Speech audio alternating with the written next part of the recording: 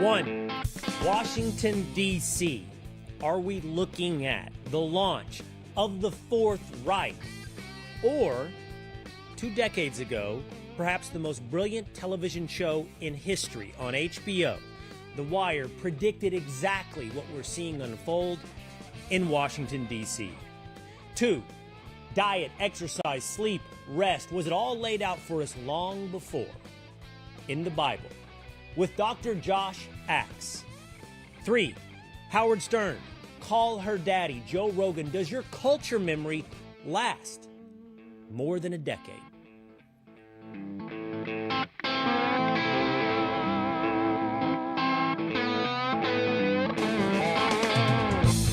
It is Will Cain Country, streaming live at foxnews.com on the Fox News YouTube channel, the Will Cain Country YouTube channel, the Fox News Facebook page, but always available by subscribing at Apple or on Spotify. 2-a-days Dan, tinfoil Pat, and a big show for you today. Yesterday, I was scrolling through the doom loop of Instagram and X, and I stumbled upon Alexandra Cooper, the host of Call Her Daddy. And she had on a guest of whom I've never heard. I guess she has some level of fame.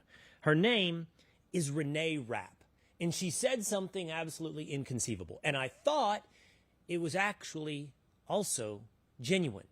She asked, "Who is Joe Rogan?" What would you do if you were forced to have dinner with a straight white man whose personality revolved around Joe Rogan being his religion? I need you to tell me something. Who the f is Joe Rogan? Because I saw something I saw a TikTok using his name today, and I was like, what is that? And that was not the first time I'd heard this name, but I'm not sure who that is. He's not in Ocean's 11. No, Who is this? Have you ever watched Fear Factor? No, what's that? Do you know what the UFC is? What is this? The UFC, like UFC fights? He's a fighter? Well, I don't know. He has a podcast. Who is Joe Rogan? I think among cultural figures currently who you could remain in the dark as to their name recognition, you'd probably have to put Joe Rogan pretty low on the number of people who could ask that question in earnestness. Who is Joe Rogan? And the weird thing about that is she actually invoked a movie now over 25 years old. She brought up Ocean's 11. He's not in Ocean's 11. And I thought, wow, is her culture memory not even capable of reaching back within the last decade, but at the same time, then she's reaching back to the 1990s. I don't know. I can't wrap my brain around it. So we thought what we'd do today is we run through some of the biggest figures in pop culture over the last decade, over the last 20 years, over the last 30 years, and ask how far back does your memory go? How far back is relevance remain in pop culture? So get ready, Connor. Until that, story number 1.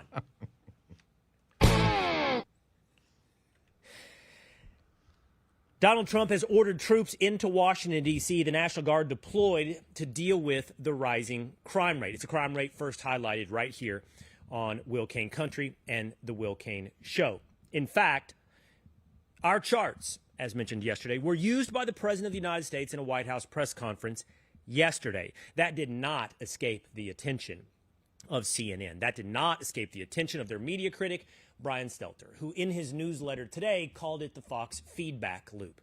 Will Cain reports that homicide rates per 100,000 in Washington, D.C. exceed third world capitals like Lagos, Nigeria, or Bogota, Colombia. Those very same stats, those very same charts shown yesterday by President Donald Trump.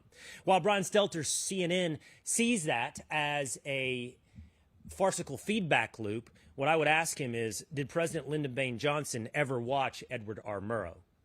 Did President Ronald Reagan ever watch Walter Cronkite? Did a leader of the free world ever get facts and news from the media?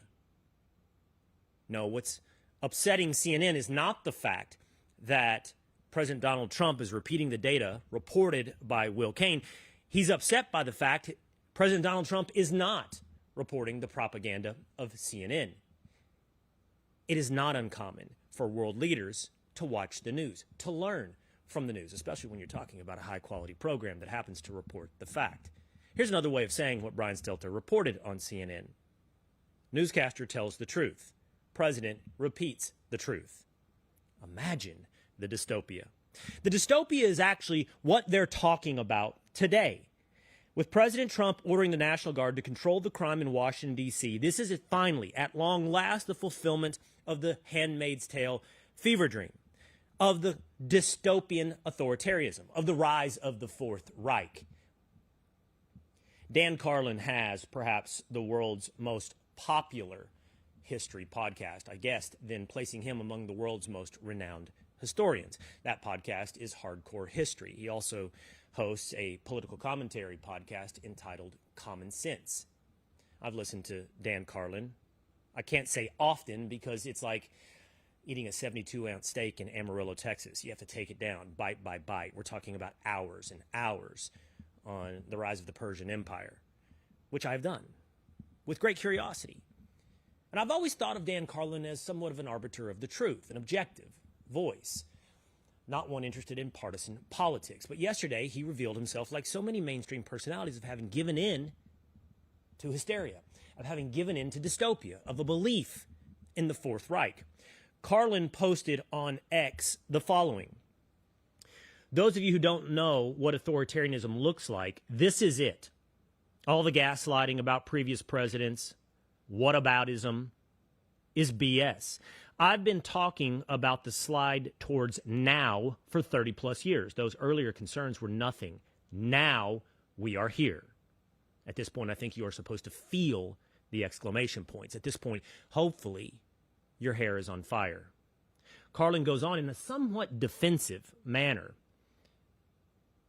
And this isn't partisan. This is the time for choosing. Do you support the constitutional republic or this one person, this one malinformed, narcissistic, completely non-empathetic, except for himself, version of an American wannabe Mussolini?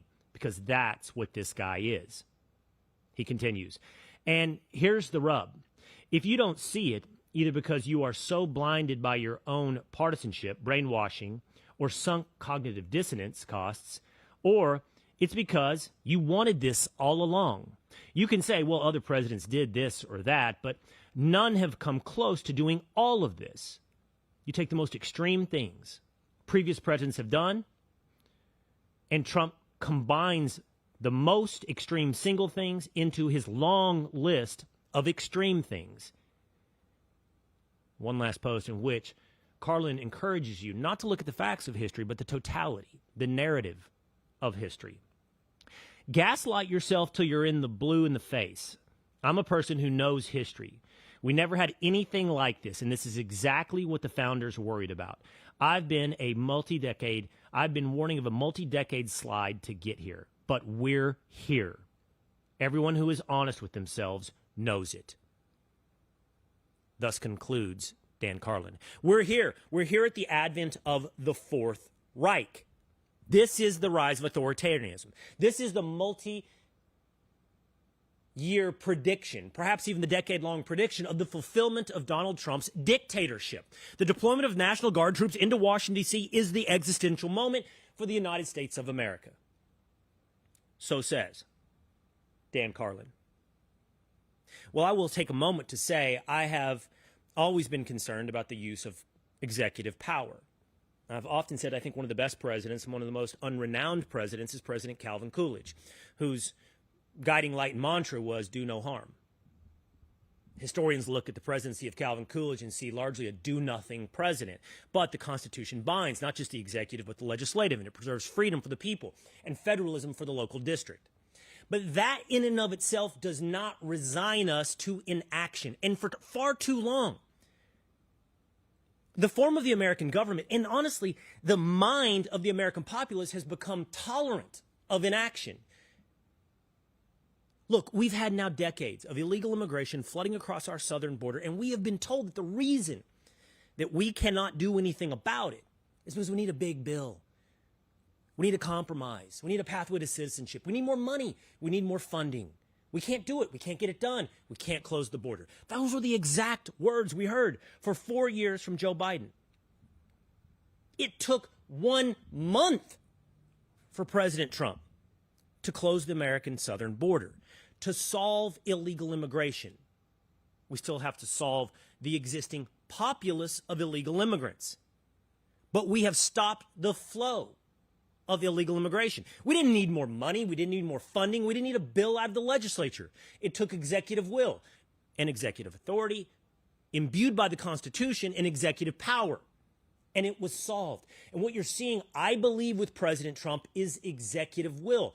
To not sit complacent and say we can't, we won't, and wring our hands about our inabilities, but to solve problems.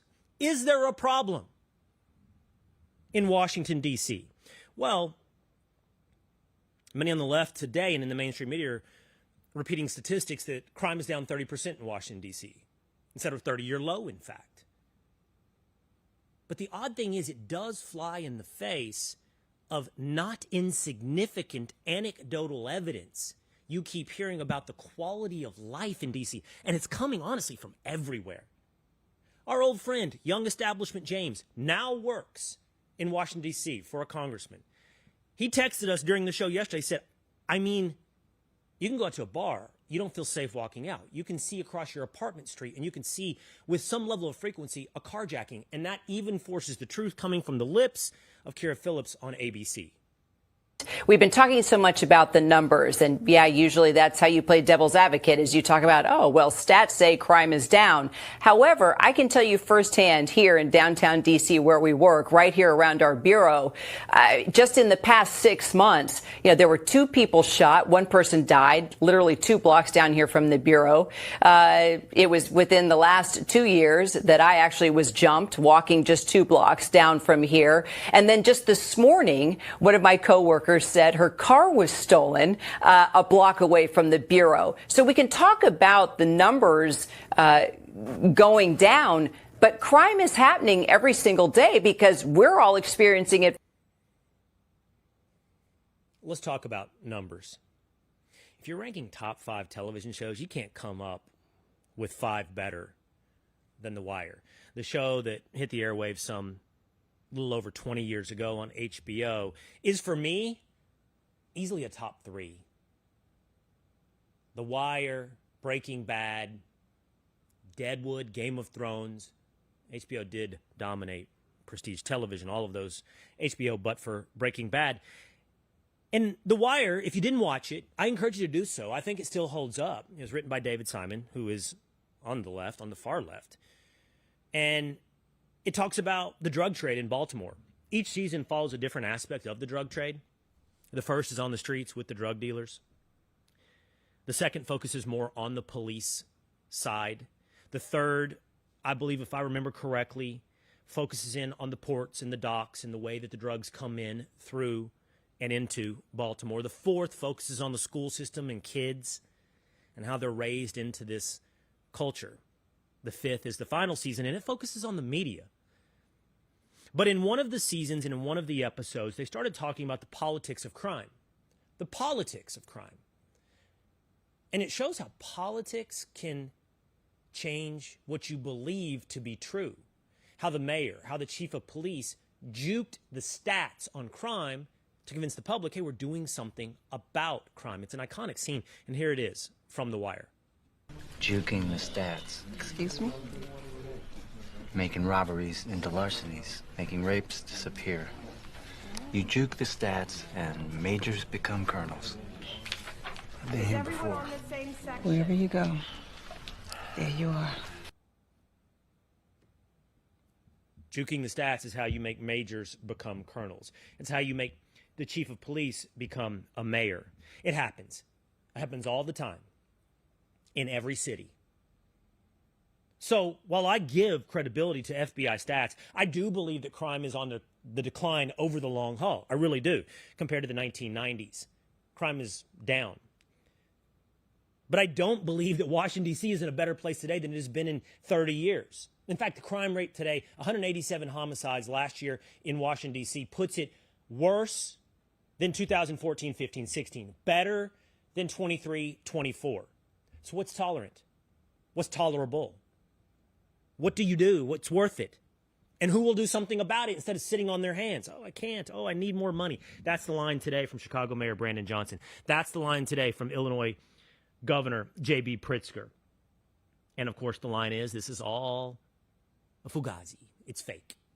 It's not real. It's an excuse. One reason for the excuse that they're suggesting is a distraction from Jeffrey Epstein. The story that they didn't even know of or care for 8 years.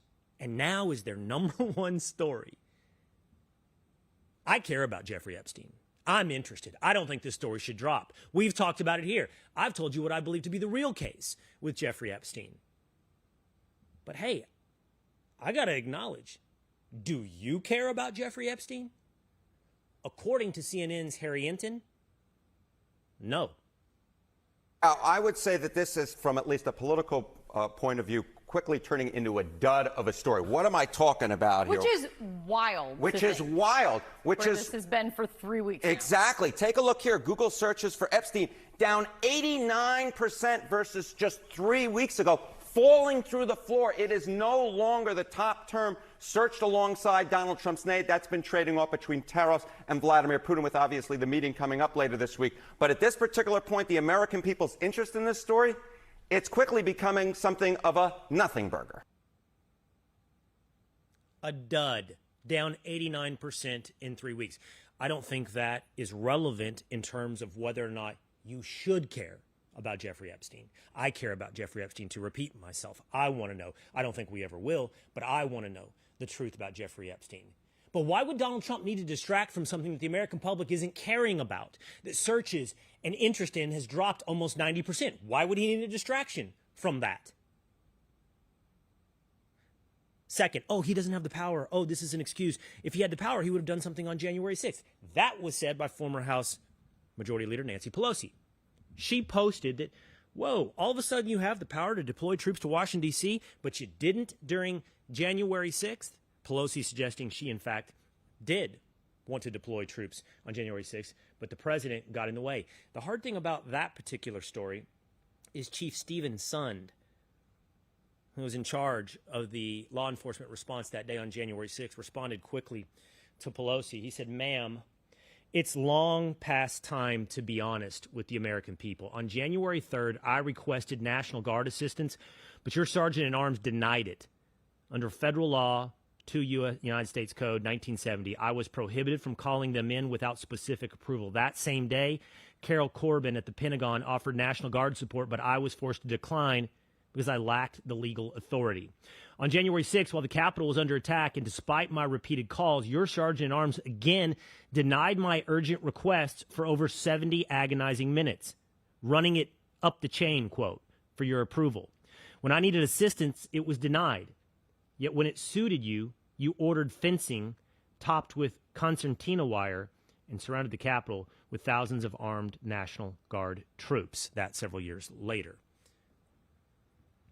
Saying it's you, Nancy Pelosi, that denied the authority on January 6th. The point is, this isn't some expose of January 6th. This isn't some distraction from Jeffrey Epstein. And it's not, in fact, the advent of the Fourth Reich, despite the predictions, sadly, of Dan Carlin. It is, in fact, a president who, just like with the southern borders, decided that the status quo is not tolerable. That if I can do something, I will do something. And whether or not that's illegal immigration or crime or inflation, what we're watching is a presidency of action. It is in some ways the opposite of Calvin Coolidge.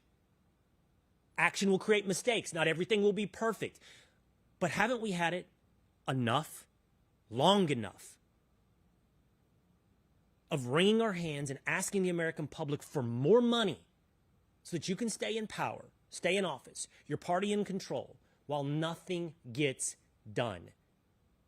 We're getting something done with President Donald Trump.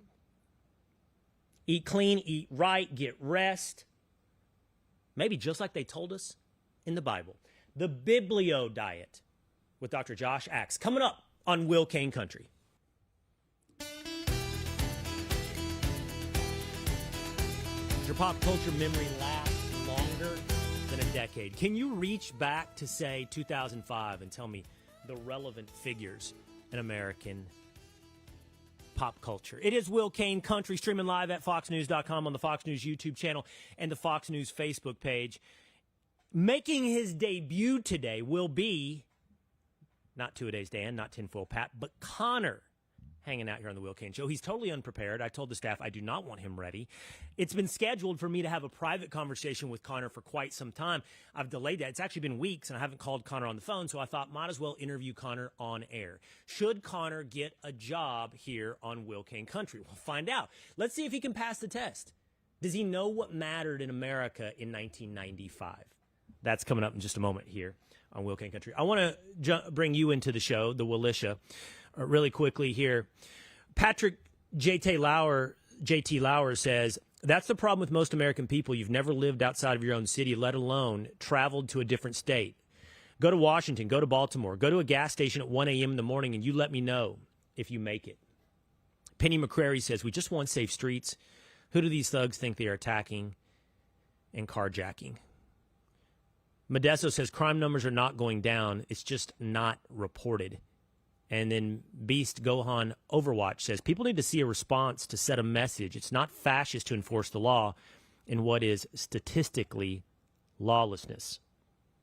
Finally, Eve Melanie over on Facebook says the crackdown reflects a government more focused on force than fixing root causes. Real safety needs investment in communities, not just tougher policing.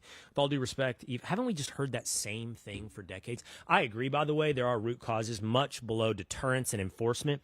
We've talked about that here. If you've been hanging out, Eve, we hope that you'll continue to hang out. You got to talk about the family, and you got to talk about culture. You just have to if you're going to solve that, especially when it comes to juvenile crime. But this right here, that can't be an excuse not to do something.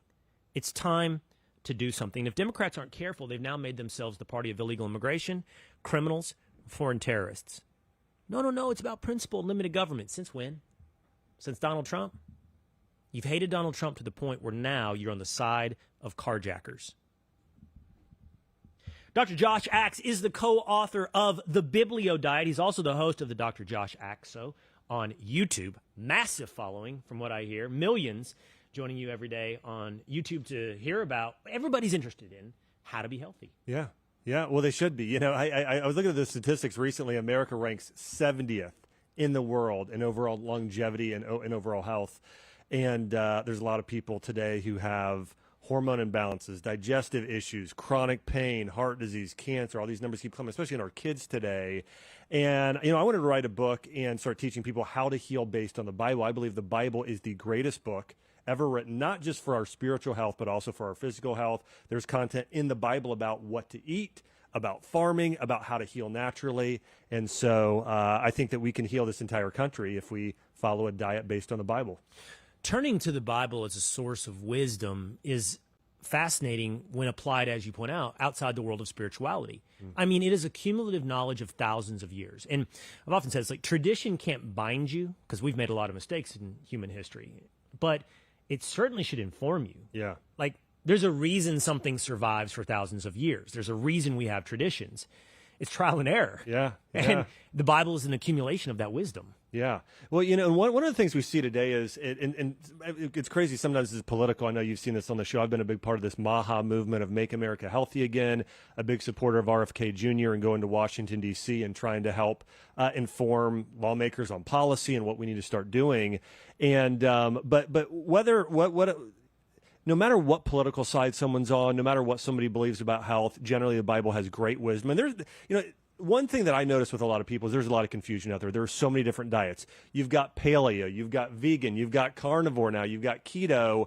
There are a lot of different diets now. So how should people decide or know what diet is best for them? And I really believe that God's wisdom, he lays it out in the Bible in terms of here are the best foods for us to eat.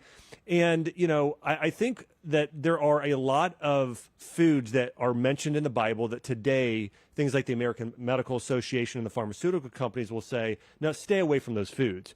But the Bible says they're healthy. I'll give you an example, a few of those. Red meat, raw dairy, salt, consuming lots of fats, those sort of things. So we see that the Bible, and here's another one, bread.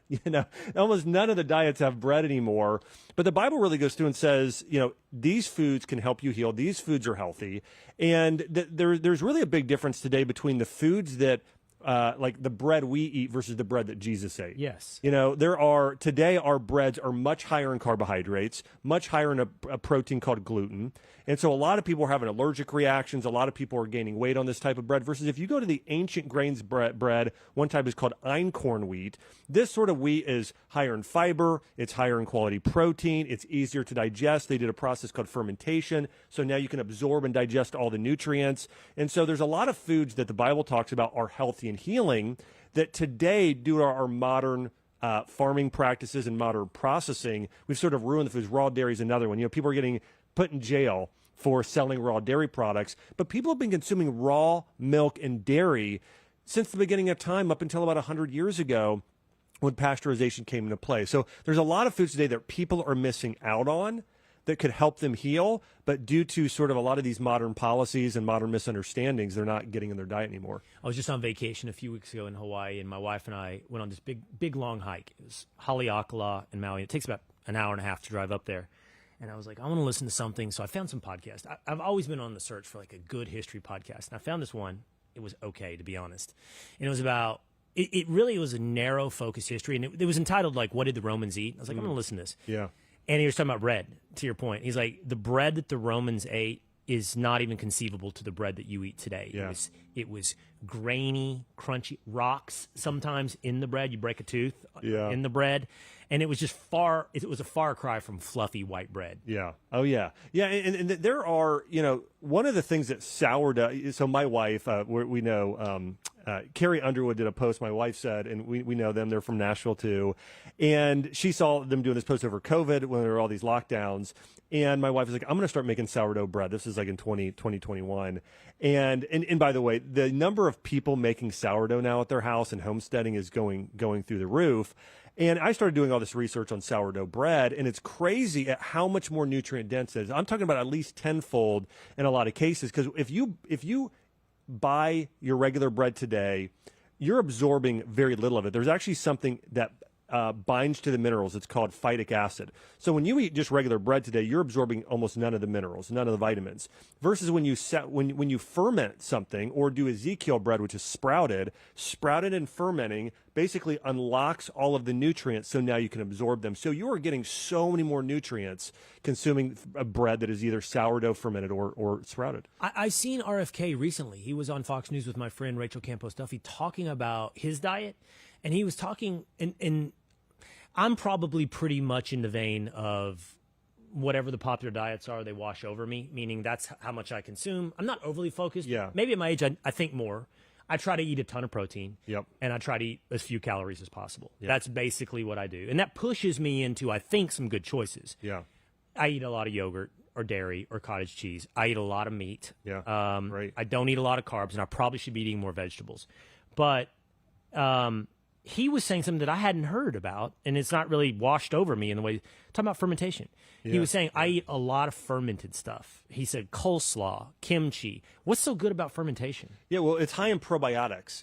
Today we are bombarded with antibiotics. In fact, most people don't think they're getting many antibiotics, but 80% of the antibiotics given in the United States are given to livestock. So if you eat dairy from a conventional animal, you're getting antibiotic residue in your body. All of these hand sanitizers, all of these chemicals sprayed even on our food, like chlorine, those have antibiotic properties. They're killing off good bacteria. This is a big reason why we have such a rise in autoimmune disease and kids' allergies. I mean, think about how many, like the allergies kids have today versus 50 years ago. It is so much different today, and it's because all of these antibiotics kill good bacteria in our gut. 70% of your immune system lives in your gut. So if you don't have good bacteria, you can't absorb nutrients. Actually, probiotics create nutrients that you don't even have. So there are a lot of reasons why it's critically important, detoxification of your colon. So when Robert F. Kennedy Jr. is saying he does a lot of probiotic-rich foods, things like yogurt and sauerkraut and kombucha, these foods are replenishing the good bacteria, which is good for digestion, absorption of nutrients, numerous things.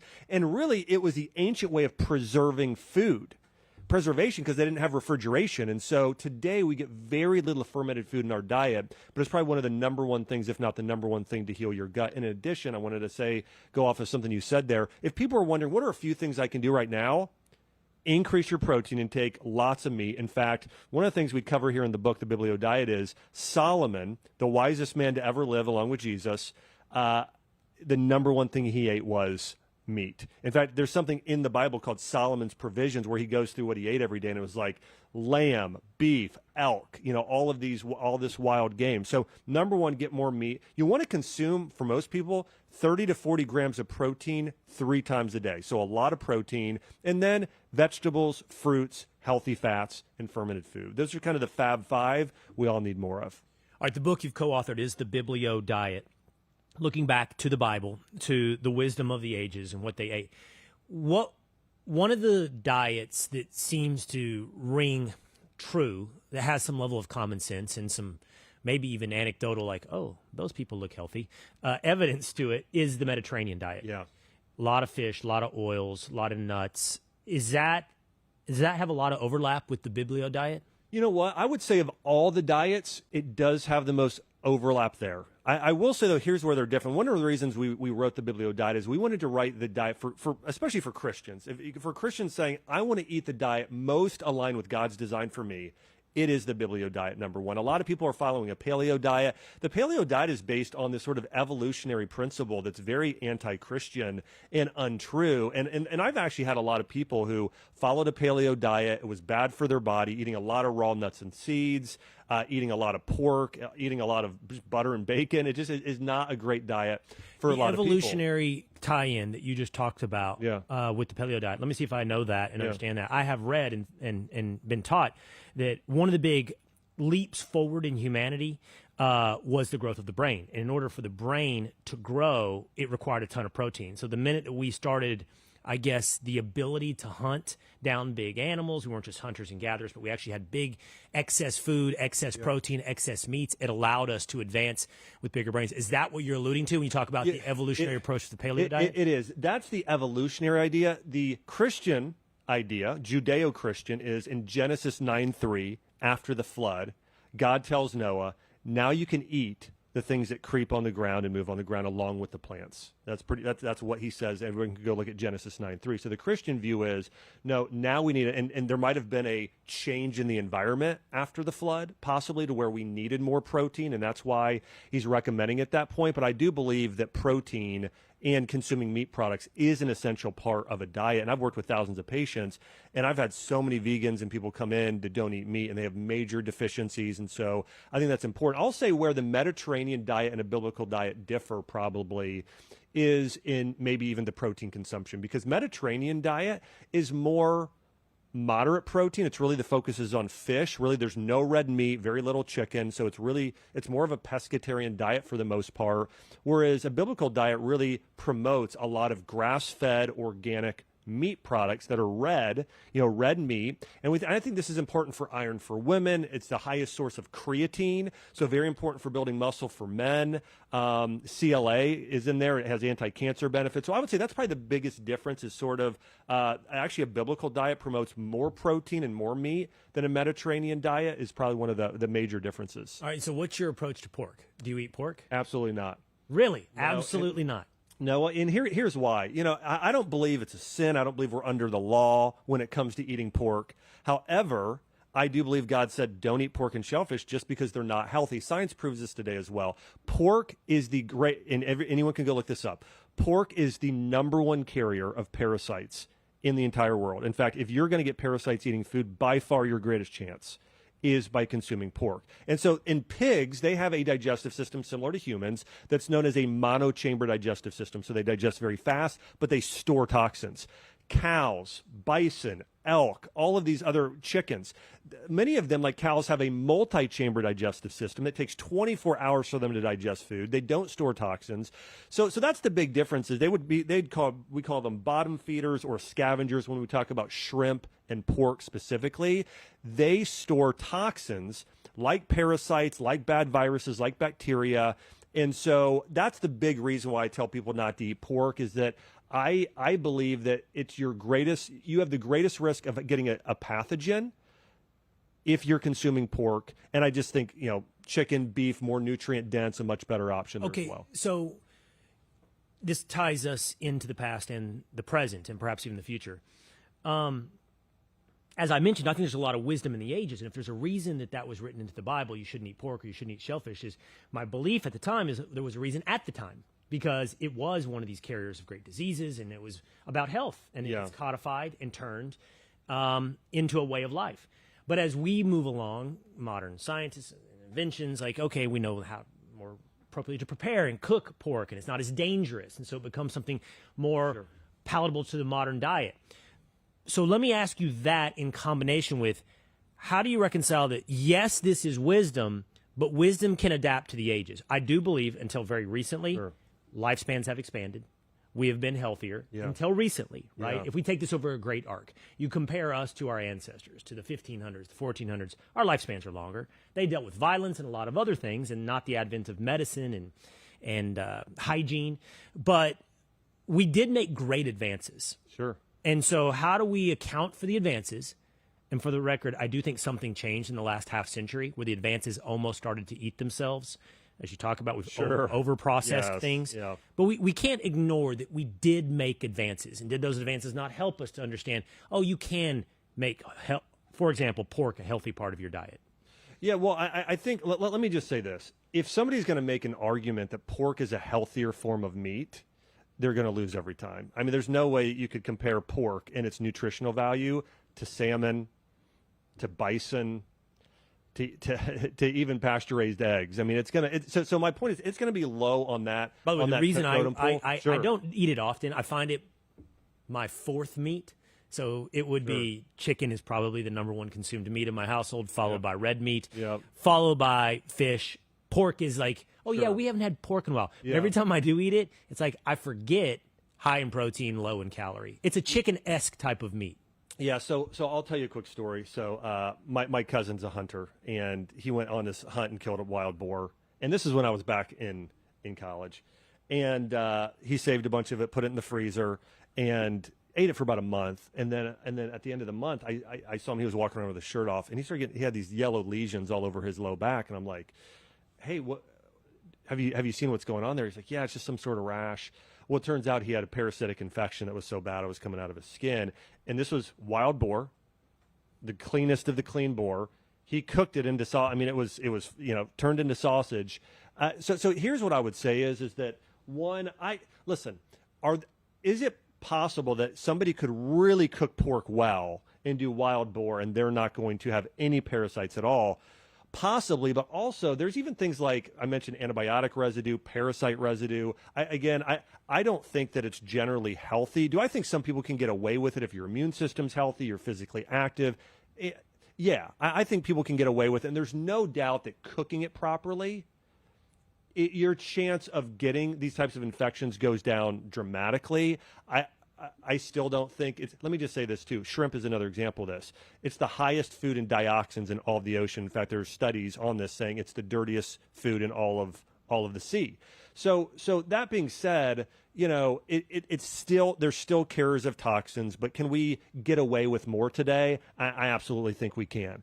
But I do, going back to this, really think that the Bible is sharing a lot of wisdom here in terms of, hey, here are the best foods to eat. There's a lot of foods that the Bible talks about. One of the foods it talks about the most is pomegranate. Today we've seen it contains a compound called ellagic acid, which helps boost something called your mitochondrial health, which is probably the number one thing you can do for longevity. It talks about figs. This is an amazing healing food. It talks about extra virgin olive oil, of course, sort of the Mediterranean diet, as the number one oil for healing. And when you look at studies in terms of the best oil for your health, by far, nothing else even comes close. Olive oil is the best. So again, I think getting back to the way God designed us and eating more real foods, especially locally and that are organic, there are great benefits there. And, one other thing I'll just share too is there are so many people today that are suffering from major health conditions, whether it be cancer, heart disease, diabetes, being overweight.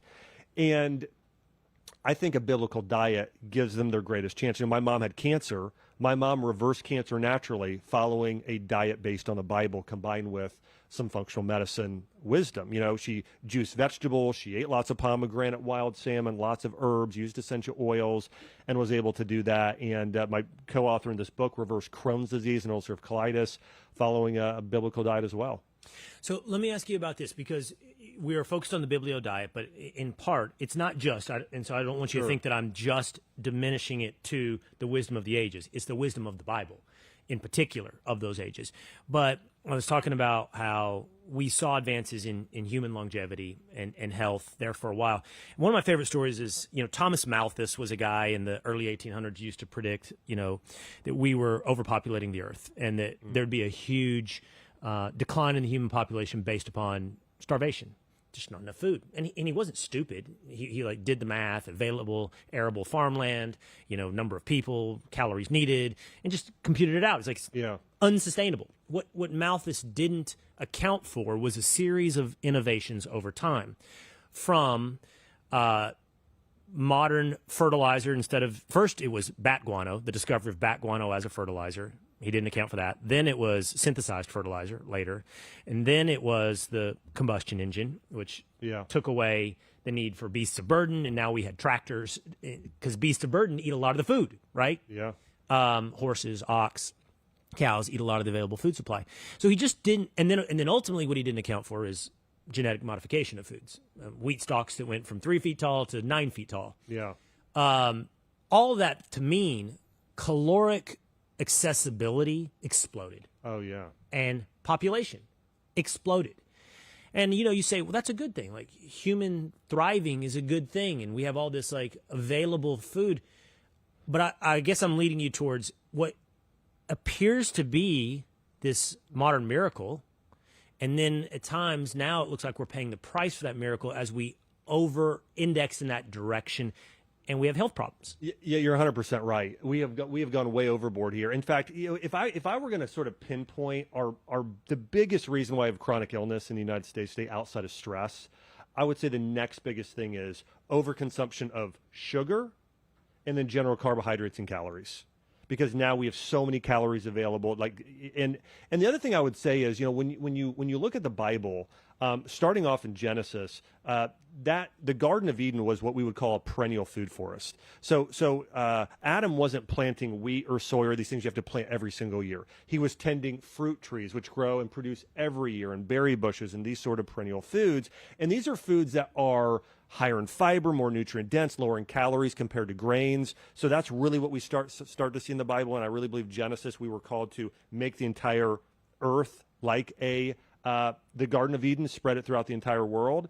And then we had sort of the creation of grains, or the start of the production of grains. And of course, then we start eating, meat there as well. But overall, if we were farming correctly, the Bible teaches us exactly how to farm. And it's called regenerative agriculture. Some people are starting to do this today. And it's where you do more of these perennial foods. It's more fruit trees. It's more berry bushes. It's more vegetables. It's more, and then you have the animals graze in and out amongst those trees, fertilizing the soil. So you're not having to till the soil to release carbon. You're not having to, the beasts of burden sort of wear them out. They're just simply walking around eating, basically fertilizing the soil. So there's a way to, and by the way, we would feed so many more people that way. So many more people if we followed the farming principles based on the Bible. It just takes a little bit longer to get going. We're into all of these shortcuts and doing things more quickly. But the Bible is a solution for that. Well, and you've written about this in the book. The majority of our conversation is focused on the physical health attributes of this entire diet. Yeah. But I know that's not your entire focus. You did bring up some of the problems with kids, mental health, attention deficit disorder, even spiritual, spiritual elements, which, by the way, I believe, meaning I look at my children, and I see my son, and if he comes home from school and he just starts opening packages, right? Packages. I talked to him about that. Like, eat real food, man. Don't go straight for the chips. And by the way, he just hit a health kick.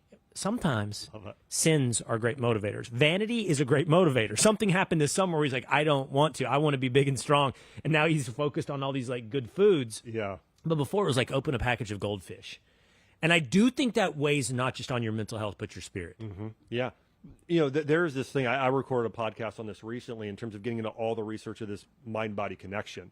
I mean, 80% of doctors' visits today are stress-related. They're due to emotional, childhood trauma you're still living with today, mental health issues, depression, anxiety, all those sort of issues. But it works the other way too. Bad digestive health actually increases your risk of depression, anxiety, lack of motivation in a massive way. I feel it. If I eat like crap, I feel. Yeah. Like not just physically, but like you feel down. Yeah, absolutely. So, there are cures for that. And a big part of it is that one of the biggest things we're missing today in our diet are healthy fats, especially omega-3s and especially fats rich in polyphenols. Fastest way to fix that, do a lot of omega-3s from wild-caught salmon, and walnuts is a great source of that. Dr. X, do you supplement at all? I do. Yeah, I do. I mean, if I don't eat salmon that day or I don't eat wild-caught fish, I will do about 1,000 to 2,000 milligrams of a fish oil supplement. I do that. I do a vitamin D supplement. Yeah. So I think, in similar thing, I'm kind of, if I got enough sun that day, I don't take it. But if I don't, like definitely fall, winter, spring, I'm always taking a vitamin D supplement as well. I mean, one reason is, and you've probably seen the statistic, about 100 years ago, most jobs were agriculturally related. I mean, over 50%. Today, it's like 2%. I mean, it is so low. So most people are spending so much time outdoors, getting plenty of sunshine every day. Today we don't. Our number one deficiency today, by far, is vitamin D. 94% of people don't get enough vitamin D. So I just got back from vacation, and everyone's talk is all the trends on skin cancer, which is a real thing. And I know people that have had skin cancer. But that's like, do the sunscreens help? Do the sunscreens hurt? Have you seen the stuff about sunglasses? Like, are sunglasses bad for you? So here's my opinion on that. Is that here's the first thing to know: don't get burnt. Okay, there's no doubt the studies show if you burn your skin, it increases your risk of cancer. However, most of the studies show that if you're not getting burnt, the more sun you get, the less skin cancer, melanoma you actually will have. Now, in terms of the sunglasses, I've actually been saying this for like 20 years, but I think that if you're wearing sunglasses all the time, your eyes are directly connected to your brain, and really it's also going to be connected to your cortisol and melatonin levels. You want your eyes to be exposed to the sun. You don't want to look directly at the sun, but you want them to be exposed so cortisol can get up and it knows when to start going down. And so much of this has to do with the way God designed us, living in tune with what we call our circadian rhythms. When the sun goes down, we should start going down. When the sun comes up, we should start getting up. But also, you do... Listen, if I was down in 30A recently, down in the Panhandle of Florida, and it's white beach there, and I was like going blind. Like I'm like, okay, I almost never wear sunglasses. I wore them because it was that bright. I was squinting so badly. But overall, I think generally people should wear sunglasses very little because it's actually disrupting your hormones to a degree if you're not allowing that seeing some of that natural sunlight. Really interesting. One more supplement question, and I want to talk to you about rest really quickly. Do you take creatine? I do. So not just through natural foods. I do as well. It's very popular. Yeah. By the way, it was when I was in college too. So we took it then. Oh yeah. In the 90s, it kind of went away, but now it's back with a force. Oh yeah, it is. I remember in high school, playing high school sports, and actually we had like a tub of it, and like people would just put it in their water bottle and be drinking it all day. So here's what I would say when it comes to supplements. Number one, try and do more food-based supplements. They're more absorbable. Your body recognizes them more. Things like a food-based multivitamin, omega-3 fatty acid supplement like a fish oil, doing a green or red superfood powder, food-based vitamins like vitamin D. That should be your primary source of nutrients we're getting. In addition to that, I think that getting certain nutrients we're very deficient in. I mean, creatine is found naturally. Number one, it's found in heart glandulars. So like our ancient ancestors ate a lot of organ meats. So it's found there the most along with muscle meat. So if you do a steak, you're getting about 500 milligrams of creatine. So it's something naturally you're finding food. But I do think that most people, both men and women, could benefit greatly because when you can put on muscle, it's so good for your blood sugar levels. It's so good for longevity. It's so good for men for testosterone, human growth hormone. So I think most people could benefit from being on a creatine supplement, about 1 gram to 5 grams daily. Okay, let's talk about rest really quickly. Yeah. You're not going to like this because a lot of my stories are pagan. I can tell. Like my analogies and stories are pagan, and they're also very inaccurate. They're just summarizations of things I've seen on TV or heard. But Let's talk about sleep for a minute. Yeah. Okay, so we all at this point recognize the importance. I think that the fad of, I don't sleep much is a little bit gone. Everyone understands that it's important. Yeah. So, but how and how much is the question. So there was a time, and I'm just going to ramble here for a minute, but, 8 is always in our head. 8 hours, 8 hours, 8 hours. When I was in college, I played water polo, and we had a morning practice. And so for college students, we were pretty sleep deprived, but not because we were partying. We were always like, it's hard to get to bed and wake up at 5 in college and get what you need. And we learned about, at least we believed at the time, 90-minute cycles, that your REM cycles are 90 minutes, and try to just get a complete REM cycle. So what is that? If you get 6 would be 4 cycles, right? 7.5 would be the 5th cycle. So, and then I just saw a thing the other day. Again, it's probably just inaccurate on X. Like, you don't need 8. You need 6 to 7. So I don't know. And then they said the Vikings slept in 2-3 hour segments. They woke up in the middle of the night. What do you think? What does the Bible say about sleep? Well, I think, again, it's all, listen, the three-man world religions believe that we came from the dust of the earth. We were made from mud. We're literally made from this earth. We have a deep connection to God's creation. In fact, when we go to heaven, we don't go somewhere. Like, heaven is here. This world is going to be remade into a heavenly place. That's what the Bible teaches. And so we're meant to be connected to the earth, the sun, when it rises, when it falls. So I believe, again, when the sun sets, we should be going to bed. When it rises, we should be getting up, generally speaking. I think you need more sleep in the winter and less in the summer, even based on your geography. Here's the other thing I will tell you, at least for myself. When I was in college, I would fall asleep fast. And I would sleep through the whole night without waking up once. Same. And then I would wake up. Today, I hate to say this, like, sometimes it takes me longer to go to bed. Sometimes I wake up at 3 a.m. Sometimes I wake up at 5. And I'm not sleeping as deeply, as strongly. And when you're younger, you're more resilient as well. So I do think that younger people can probably get away with more. But some of this stuff catches us up to us later. I think that people can get away with, the research shows, 7 hours of sleep if you're sleeping that long and you're sleeping well. Okay, but I think for a lot of people, they're not sleeping.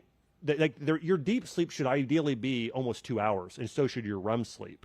For a lot of people, and I know this because I track mine with an Oura ring with a device here. That's about what it should be, and that's what I think the research shows. For a lot of people, they might be in bed 8 hours or even 7 hours, but they're not getting that deep restorative sleep. And the other thing is, just listen to your body. 80% of people say they're tired. So if you're tired, listen to your body. You need more sleep, or you need to be less busy during the day. And that's another problem. It's not just the lack of sleep.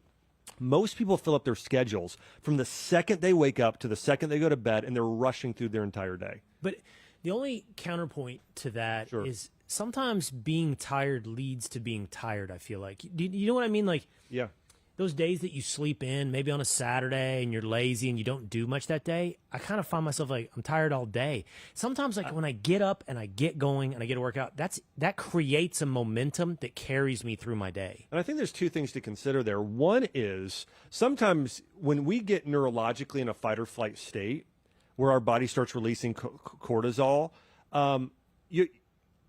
that doesn't mean that you shouldn't be resting then. I think you can get your body up. You can take caffeine, you can take stimulants, or you can just emotionally sort of energize yourself or work out and allow that cortisol to be released as well. But sometimes when our body is tired, when you sleep in, I think your body is like, okay, finally, let's go ahead and stay tired. Let's go ahead and try and recover today because I know what's coming up. So I think our bodies are really smart. And you write about that. You write about the Sabbath. I do. Like day, like, let's take today. Let's recuperate today. Well, I think we should take a day a week and just not work, not rest, devote it to God and family. And I think it's very, very healing. I think, rest is when our body regenerates. If you think about it like this, our bodies have all these little batteries. They're called mitochondria, and they produce cellular energy. They run our organs. They are what give us energy. Most people are very depleted in this sort of, imagine my grandparents had this golf cart, and when it got low on batteries, it kind of putted along and barely made it. And most people are running like that. This is why, like, women have so much hypothyroidism today, so many women, why men have low testosterone. Part of it is their cellular energy and mitochondria are so low, they don't have energy to run and fuel their organs. And so that's something I have a virtual practice, and I take care of a lot of patients where we go through, here's exactly how to heal these root issues. And for a lot of people, it's their body doesn't have enough energy. What's fascinating stuff. Dr. Josh Axe, the book is The Biblio Diet. He's the co-author. There it is. If you're watching on YouTube or Facebook, you can see a copy of The Biblio Diet right there. A lot of wisdom, as we all know, from the Bible. Maybe we just haven't thought about it in this context, and also how to live a healthy lifestyle. Yeah. Again, I think this diet really goes through what Jesus ate, what Solomon ate, and how to heal, to reverse, everything from heart disease, how to actually fight cancer, how to reverse autoimmune disease, heal your gut with a biblical diet and lifestyle. Fasting, we get into all of it. Well, we appreciate you hanging out. Coming up to Dallas from San Antonio. We wish you luck getting back to Nashville. Safe travels. And check out the Biblio Diet. Thank you. Awesome. Thanks. All right, Dr. Josh Axe. Thank you.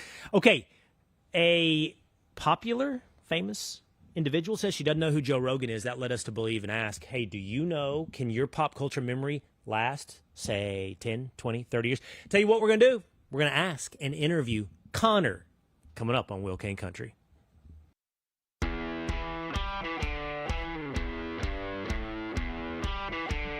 Can you remember who was big time in 05? In 95? Let's ask Connor. It's Will Cain Country. Streaming live at foxnews.com. The Fox News YouTube, the Will Cain Country YouTube, where we encourage you, as we begin to stream this show live on our own channel, now to head over to that channel. And we want that to be a home for you and for us. We're all going to hang out there together. Comments, reviews, interaction. It is the Will Cain Country, the Will Cain Show channel on YouTube. We want you see you there. The Willisha. That was a fascinating conversation we just had with Dr. Josh Axe. Big YouTube channel. And the co-author of a brand new book, The Biblio Diet. As he was walking out, I held up my can of nicotine and I said, hey, is this in the Bible? And I don't think he gave it the appropriate attention. He said, I think you're all good there. And then, Dan, you said, they smoked in the Bible. Come on. I said, no, I don't think so. They used something. I think smoking tobacco, it feels like one of the most ancient of things. I want you to chat GPT me real quick. I want you to AI this. I believe that is a uniquely American crop. And that's why it was one of the first big exports. And they didn't smoke in Europe before discovering America. I believe I have that history correctly stated. I see Tinfoil Pat and his visor, like he's about to go coach offense. He's the new offensive coordinator of the Jacksonville Jaguars, nodding along with me. The visor. Let's talk about the visor for a minute. My old friend at ESPN, Ryan Russillo, used to talk about certain coaches having coordinator face. And it's really funny if you think about it. Like, some guys just don't look like head coaches. They look like coordinators. And he'd say, they have coordinator face. You could be offensive coordinator. You could be defensive coordinator. And by the way, I think those are different faces.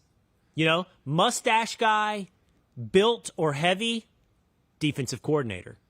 Visor, a little too pretty, offensive coordinator. I contend that the visor is an offensive coordinator look and should be retired once being hired as head coach. Brian Schottenheimer, the new head coach of the Dallas Cowboys, is not only a visor guy, backwards visor. Patrick looks like he's about to yell at someone for not running hard enough. It's giving me PTSD from that. No, I'm more of a special teams guy. He looks like... No, with the glasses and the offensive coordinator, he looks like the coach that never gets too worked up, doesn't yell. He's back there going... That play didn't work. What if I switch the X and the Z receiver? Does he coddle the guys, though? Is he the coddler? This to my quarterback. I feel like he's the coddler. It's all academic to Tinfoil Pat. Yeah. He's the nerdy academic offensive coordinator. The one that thinks it's all math. That's what I think he is. So that's what you look like right now. You look like you're about to get your first head coaching job and go 1-16. That's what you look like. You look like you're 2 years away from unemployment and having to take a quarterback's coach job at a D3 program. Teach Pop Warner. You're going to get your shot. We just all know you don't have the quarterback. You're not as good as you think you are. It's probably a 2-year run you're going to get with a franchise like the Titans. And then at best after that, you're going to be hired to be somebody's quarterback coach. Before you know it, you're coaching the Delaware Blue Hens. That's what I think your future is, just looking at you today. Norv Turner got a lot of extra shots, just saying. All right, tell me about tobacco two-a-days. So you were right. I was wrong. It just seems like something that would be old. So tobacco and smoking plants wasn't invented, I guess you could say, until Christopher Columbus came here into the Americas. So it's strictly Americas that started that. They did burn incense and oils. Tobacco, American. In the Bible. There are a lot of things that are frankincense, myrrh, that didn't come over until we discovered the Americas, like tomatoes, potatoes, things that we think are European. Yeah, tomato sauce is not Italian. Yeah. It's actually South American. Yeah, I've recently learned that too. Isn't that wild? Yeah. Think of it as Italy. No. Mm-mm. That's not what Italian food is. That's America, like tobacco. Okay. This I stumbled across just today, and it really blew my mind. This is from Call Her Daddy. What would you do if you were forced to have dinner with a straight white man whose personality revolved around Joe Rogan being his religion? I need you to tell me something. Who the f is Joe Rogan? Because I saw something I saw a TikTok using his name today, and I was like, what is that? And that was not the first time I'd heard this name, but I'm not sure who that is. He's not in Ocean's 11.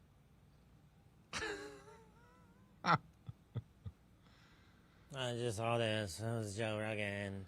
Why does this generation blend their What words if a together straight white and man- sound like they're so exhausted by everything and they need a nap? That Why is that the affectation way is the they worst. talk? It's the worst. I hate the everything is so stupid affectation.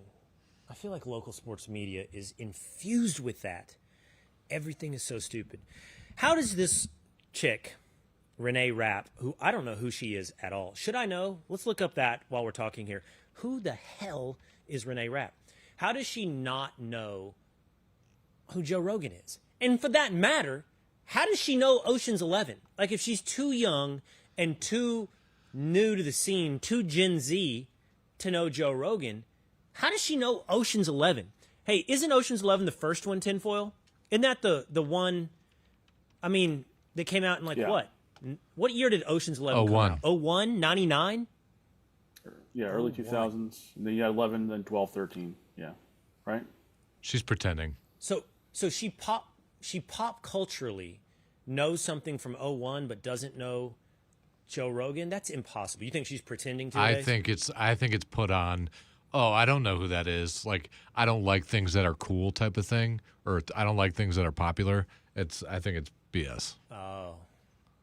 It's like the dudes who go, sports ball. What's sports ball? Yeah, it's the sports ball attitude. Yeah. Oh. Yep. Oh, I get it. Could be. I could be wrong. I don't know. She's an actress and a singer. Did you guys hear about, speaking of Call Her Daddy, that the host, which Dan didn't know, is Alexandra Cooper.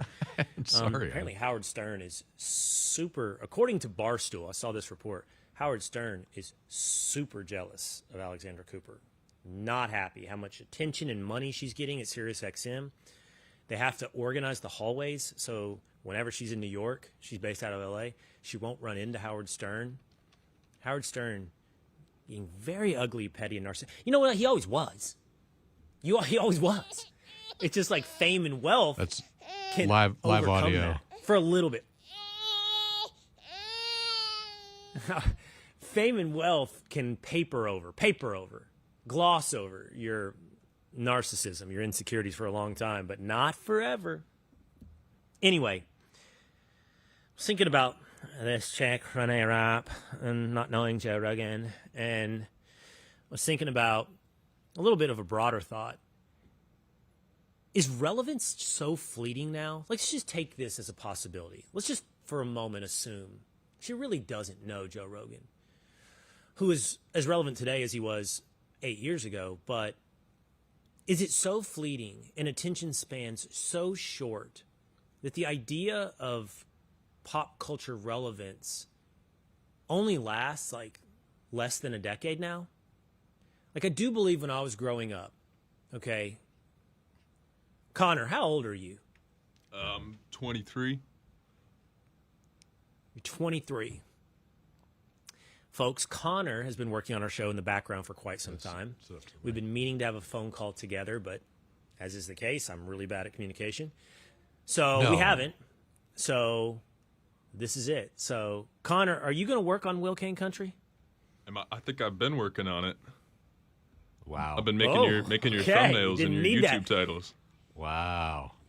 He's Didn't already need in. that. Didn't need that call with the boss. Didn't need the call with me. He's already on Will Cain Country. One thing I didn't know until today is that you now have the second deepest voice on this show, which busts me down to maybe fourth or third, and I'm not too happy about that. That's why I wanted him here. That's going to be a real knock on your resume. My gosh, 23 years old, and you sound like you've been chewing rocks like the Marlboro Rim. You smoke Reds or something? Oh, no. What do you? How do you get a voice like that? He's in the 2-day school jealous. of talk. I was 23 in 1998. If you had asked me in 1998 about stars from the 80s, yes, without a doubt. I think if you'd asked me about stars from the 70s, I would get it. I think if you asked me about stars from the 60s, I would get it. But has something happened? Has pop culture relevance declined and become so fleeting and attention span so short that you really can't do that anymore? You can't call back. So I think at 23, you're Gen Z. I think you're Gen Z, Connor, right? You're not I millennial. think I was a 02 baby. People say it starts in 97, but I think it's kind of depends on who you ask. Okay, so you're let's just say you're clearly Gen Z. Got me wondering. Would you know people that were famous a decade ago, 2 decades ago? Let's see, with you as our guinea pig, whether or not pop culture relevance has declined. And you can't do what I think I could have done when I was your age. Reach back 30 years. All right, so we're going to play a little game here, a little quiz for Connor. And I think 2 days, you want to lead us through this? You put this little quiz together. And by the way, I think Tinfoil and I should also see if we can pass this test. Because I'm not sure. I think my pop culture awareness has declined. I'm not sure I'll get 05 and 15. Let's do it, and I'll give you the reins. Take it away, 2 days. All right, so 2015, when Connor was 13 years old. Oh, God. We're going to go with someone named Fetty Wap. Do you know who Fetty Wap is? He's like a rapper or something, right? All right, hold on, Connor. Tinfoil, do you know who Fetty Wap is? I've literally never heard of him. Wow. I'm not really big into the hip hop. This is the first time in my life I've ever heard the name Fetty Wap. He was, what'd you say? I know nothing about him, but I'm pretty sure he's Connor. like a rapper, hip-hop musician of some sort. Ding, ding, ding. Connor got it. So he was one of the biggest artists in 2015. Trap Queen, 679. Like, he was one of the biggest rappers at that time. You couldn't go anywhere without hearing his music. Fascinating. Nothing. All right, second No one. way. 2015, Ronda Rousey. Yes. Tinfoil? I could do that, yeah. But all right, we're going to make you go last on these, Connor. Do you know who Ronda Rousey is, Connor? Good. I have no idea who I've heard the name before. I could not tell you anything What she does about or her. what she did? No. Okay. Interesting. Really? See? Now that one's more interesting to me. She was big. She was huge. Ronda back then. Rousey. Is she like a singer? very big. She is not a singer. No. Maybe she tried to be. She's not a singer. Ronda Rousey was, at one time, I think this is a fair statement, you two, Tinfoil, and 2 days, correct me if I'm wrong, the most famous female athlete, most certainly the most famous female UFC fighter, still probably is of all time, and her popularity at the time rivaled that of Conor McGregor. And people talked about Ronda Rousey, like, could she fight a man? Could she beat a man? She was so good, so hyped up, so big time in the UFC. Yeah, she was big time. All right, last one from 2015. Do you guys know who Brian Williams is? Obviously, you guys do. Yeah, Tinfoil and I know Brian Williams, of course. Do you know who Brian Williams You know is? it, right, I Tinfoil? do not know who Brian Williams is. Wait, Tinfoil. Yeah, I know Brian. Tinfoil. You know who he is? Yeah. Okay, there was a there. All right, Connor does not know either. You don't know Brian For some Williams. reason, I'm a little I don't more think so. forgiving of this one. He's huge. He was I'm like more the forgiving biggest of this than Ronda Rousey. news anchor. Do you know what the NBC Nightly News is, Connor? I know what NBC Nightly News is, yes. Who hosts that now? I don't even know if I could answer this. I have I'm no not sure clue. if I I know. generally don't watch too much cable news. Bad answer. It's good that you work here. Glad to have you at Fox. I don't either. Brian Williams was the host of NBC Nightly News for a long time. He inherited the chair from Tom Brokaw and passed it off to Lester Holt, and apparently now it's Tom Lamas. Brian Williams was fired for making up stories about, I think, flying into a war zone. Was that what it was? Or flying through a war zone?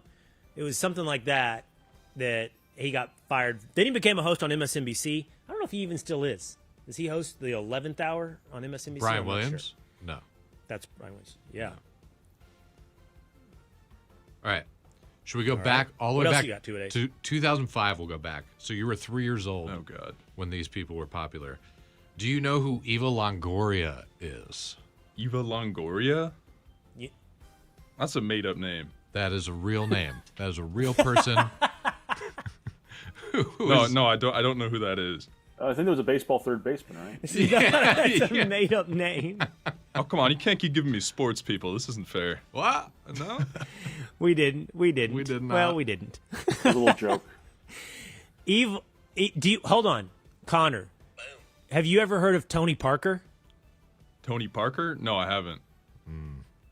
Too old for him. Too old for him. Well, let's back into this. Tony Parker was one of the best players in the NBA, part of the San Antonio Spurs dynasty, along with Tim Duncan. Tony Parker married Eva Longoria, but that's just a way to get a dude back into it. We're quickly finding out you may not be a dude. And Eva Longoria was a heartthrob. She was one of the most famous women in the world. I believe her biggest claim to fame is Desperate Housewives, huge hit show on ABC. And the bottom line is she was hot. That's Eva Longoria. Yep. That's Eva Longoria.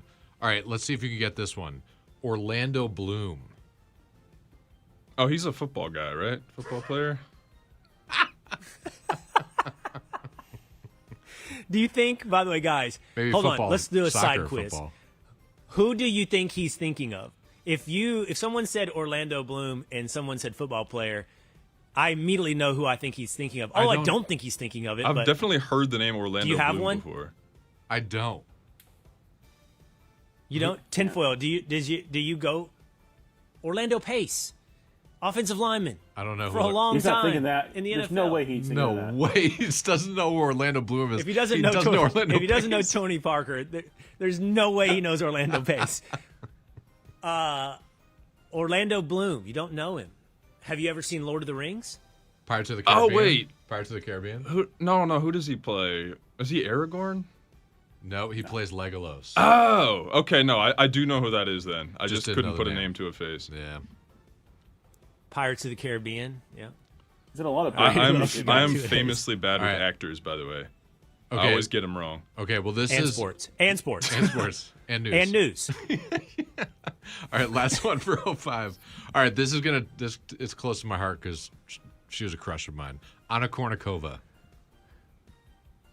No, I could not say who that is. You don't know who Anna Kournikova is? I haven't heard the name either. Man. Great singer. Yeah. Well, I will say this, Dan. You like Anna Kournikova. Like if somebody, the premise here is that I could right now. You are 20 years in the past. So if I was 23, that would be a start from the 1970s. I'm kind of thinking you're going to ask me about like Janis Joplin, right? You are asking about. I don't know what the corollary of Anna Kournikova is in 1978. She was one of the biggest pop culture icons. See, I've heard of Janis Joplin. Yeah. Who is Janis We just have to Joplin? go back Connor? further. She was a singer, right? Think so? That's right. Yeah, wow. Okay. All right. You Nice. must have cool parents. Anna Kournikova was a tennis player, Connor, and Not just. she wasn't so famous for her tennis. Yeah. Let's just put it that way. She wasn't that famous for her tennis. I just wanted a reason to bring up Anna Kournikova again. All right, let's go back finally to 1995. How about that? Okay. So this was 8 years before Connor was born in 1995. All right, so I get a pass if I get these wrong. That's true. Do you know who Coolio... No. Hold on. Okay. Hold on. Put a button on this long show today. What we're going to do to see if Connor gets a pass is you're going to quickly do this with your AI. You are going to take 8 years before your birth, two-a-days, Tinfoil's birth, and my birth. And this is the competition now, okay, Connor? You only have to do one for us, Dan, but go ahead and give Connor his quiz of 8 years before his birth. By the way, I do know who Coolio is. So Coolio is the question. You know who Coolio is? Yeah, he's Gangsta's Paradise, right? That's right. Wow. See, that's surprising. Yeah. There we go. That's a big one. What does that say? What's that say about Coolio? By the way, You make good name music. a second song by Coolio. No, I can't do that. I don't think anybody I can. Y'all that theme song, right? No, neither can I. I don't know. All right. So should we go more popular? Is that what we're doing? Am I being too harsh on our young Yeah. lad? Well, he got Coolio. All right. Well, the next one I was going to go with was Nancy Kerrigan. Oh, my daughter just found out about that. I've heard the name, but once again, I don't know what she did. You've heard the name, Nancy It Kerrigan. definitely sounds familiar. Less about what she I did don't and think more you have, about what to be was honest. done to her. Oh. Here's one. Do you know who Jerry Seinfeld is? Oh, yeah. Hold on. Tell him who Nancy Kerrigan Oh, is. wait. Nancy Was Kerrigan he like a the high women's school figure girl skater. that he dated or So something? Nancy Kerrigan was an Olympic skater who got attacked before the Olympic Games. Oh. She was the one that got hit with the rod in her leg because her competitor thought she was too good. Oh. By Tanya Harding. Tanya Harding. Yikes. All right, last one for him, two-a-days, and then hit the three of us. This might be too hard, but Bob Dole. Do you know who Bob Dole is? I've definitely heard that one. Bob Dole. I want to say he was like politics or something adjacent, but I've been Politics adjacent? I've gotten more of these wrong than I expected, so I don't want to say anything with confidence. Okay. I think the only one you got You was should Coolio. always speak with confidence. Don't let this take you down. Wow. So we found out that news, sports, actors and actresses, and politics are not your specialty. Bob Dole ran for president. Bob He Dole. ran for was right. president. He was a a politics senator guy. from Kansas, and he lost. in that Republican race for nominee. president to Bill Clinton. 96. Yeah. All right. Can you do it? Can you do 8 years before each of our births? So what was your birth again? We'll do me last. 75. Go ahead and do you two-a-days. He was 75. Well, I can't do myself. Well, you and me are born All right, around do the same tinfoil. time. What year? All right, I got one for What year were you born in tinfoil? 87.